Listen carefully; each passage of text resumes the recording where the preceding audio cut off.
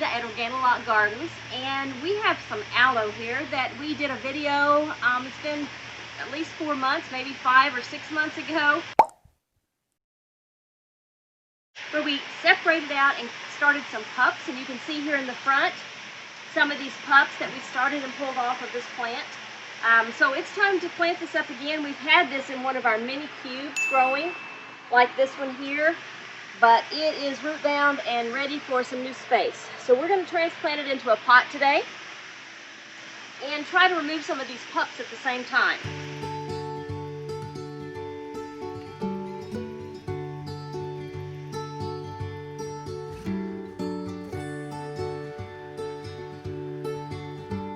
Okay, you can see the main mother plant here, and all of these little things are called pups. And the roots for a aloe plant usually has more of one big long root.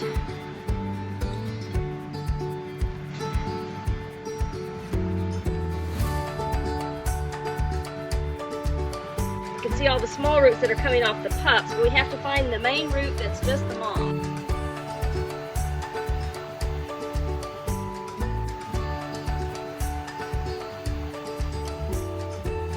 Leaf that's ready to come off.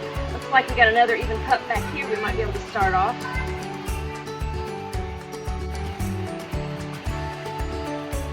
There we go. That will work as a pup. You can see it has roots on it, so we'll be able to start that new.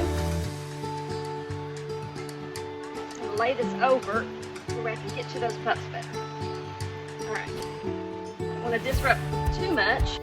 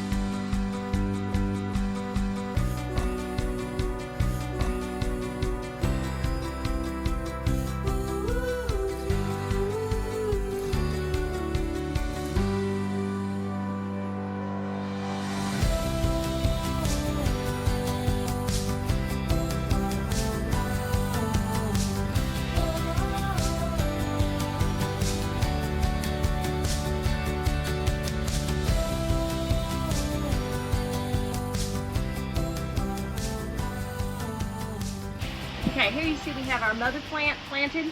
We're using our Organilock soil, but we have extra biochar in it for extra drainage because aloe plants are succulents and they don't need a lot of water all the time. And then we have a lot of these pups.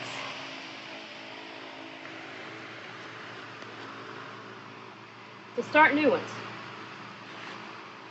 This is, last time we tried a test to see if we could put these straight into soil and have them work well, or if we had to sit them and let them cure, as some people like to do when you cut a pup off. And we found that putting them straight in our soil actually worked better than curing them first. We didn't have as good luck, maybe I didn't do it right, but we did have luck with just putting them straight into Organilock soil and starting them over again, as you can see. So we're about to have a lot more baby pups, aloe plants.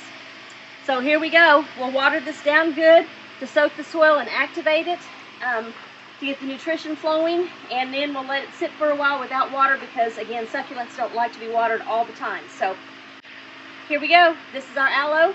These are our tests, and until next time, happy gardening.